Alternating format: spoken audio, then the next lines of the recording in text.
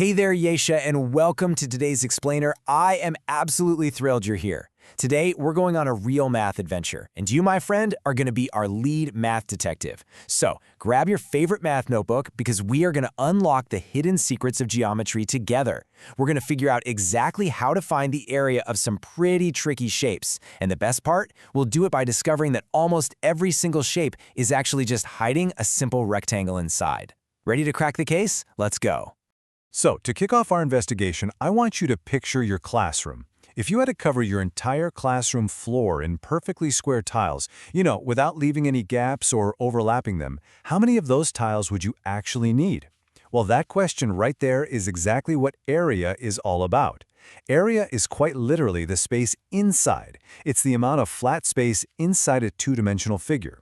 Whether we're talking about a floor, the cover of your favorite book, or a garden outside, area tells us how many square units it takes to cover that surface completely. Okay, let's dive into this. But before we get to the actual formulas, we kind of need to clear up a very common mystery. As a top-notch math detective, you absolutely have to know the difference between area and perimeter. Area, like we just said, is all about the space inside. It's what covers the shape, and we measure it in square units, like square centimeters. Perimeter, on the other hand, that's just the distance around the boundary.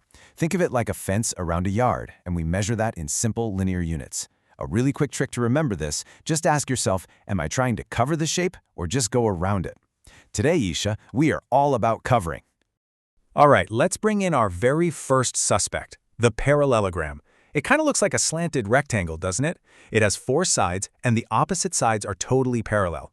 But here is the most important clue for you, Yesha. I want you to look closely at that steady blue line at the bottom. That is our base.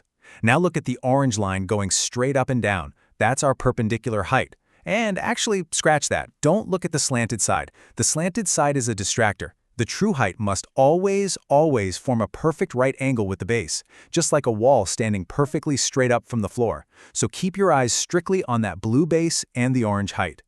Well, here is where the magic really happens. How do we find the area of this weirdly slanted shape? We transform it. Imagine taking a pair of scissors and just snipping off that triangular piece right along the orange height line. Now, if you slide that cut piece all the way across to the other side and lock it into place, poof! You haven't added or removed any paper at all, but your slanted parallelogram is now a perfect rectangle. The covered space inside hasn't changed one bit, it's literally just a rectangle in disguise. How cool is that?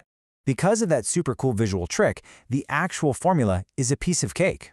I'll pause here for just a second so you can write this down in your notebook. The formula for the area of a parallelogram is A equals B times H, or area equals base times height. Since we just proved without a doubt that a parallelogram can transform into a rectangle with the exact same base and height, we can simply multiply our blue base by our orange perpendicular height. It makes perfect logical sense, right? Let's see how this works with a real problem. Let's say our blue base is 9 centimeters, and our orange perpendicular height is 5 centimeters. First things first, we write out our formula. A equals B times H. Next, we just plug in our clues. 9 times 5. And as we know, 9 times 5 equals 45. So our final area is 45 square centimeters. Oh, and a quick pro tip. You always want to make sure your final answer has that little square attached to the units. Great job, detective!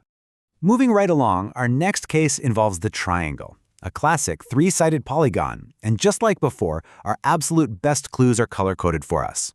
We're tracking that same blue base at the bottom and an orange perpendicular height that reaches from the base straight up to the opposite point, which is called the vertex. Again, always look for that little right angle mark so you know you have the true straight up and down height and not just one of those sneaky slanted sides.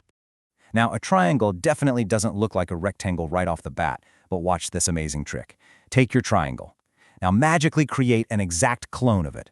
Flip that cloned copy completely upside down and join it edge to edge with your original triangle. Look at what they form together. The two identical triangles perfectly lock together to create, you guessed it, one big parallelogram. And since they have the exact same base and height, well, we already know how to solve that. And this brilliantly illustrates our next formula. I'm going to speak a bit slowly here so you can jot this one down. The area of a triangle is A equals, open parentheses, B times H, close parentheses, divided by 2. Now, why divided by 2? Well, remember our magic trick?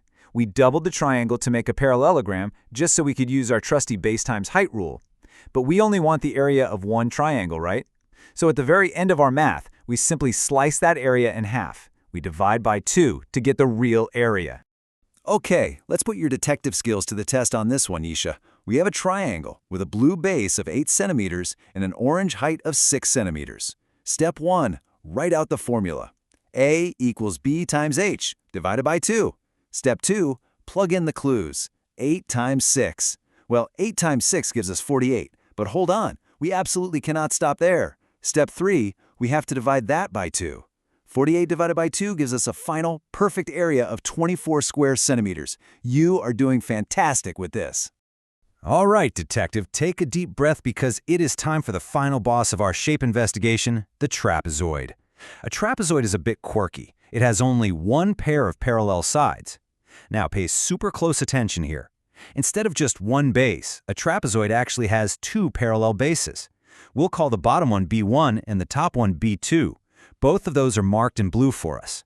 And stretching perfectly between them, straight up and down, is our single orange perpendicular height. So how in the world do we turn a trapezoid into something we recognize? We use our favorite doubling trick again. Imagine taking 2 perfectly identical trapezoids. Flip the second one entirely upside down and slide them together. Bam! They join up to make one giant parallelogram. But notice what happened to the base of this massive new shape. It's now made of the first base, B1, sitting right alongside the second base, B2. So the total length of this giant base is simply B1 plus B2. So that brings us to our final formula. The area of a trapezoid is A equals, in brackets, B1 plus B2 multiplied by H, and then that whole thing is divided by 2. Now I know it looks long and maybe a little scary, but it's really just 3 incredibly easy steps. First, you add the 2 blue bases together to make your giant base. Second, you multiply that giant base by your orange height. And third, because we use 2 identical trapezoids to build the shape, we just divide by 2 at the very end to find the area of the original one. Let's solve this final case together, step by step. We've got a trapezoid where the bottom base, B1, is 10 centimeters. The top base, B2, is 6 centimeters, and that orange height is 4 centimeters. Okay, step 1. Let's add our blue bases together. 10 plus 6 equals 16. Step 2. Multiply that 16 by our orange height. 16 times 4 gives us 64. In our final step, divide it all by 2. 64 divided by 2 leaves us with a final area of 32 square centimeters. And just like that, the case is closed. Perfectly! Take a look at this beautifully neat cheat sheet. Every single formula we unlocked today is right here. The rectangle is just length times width. The parallelogram? Exactly the same idea, base times height. The triangle? Well, it's just a parallelogram cut in half, so base times height divided by 2.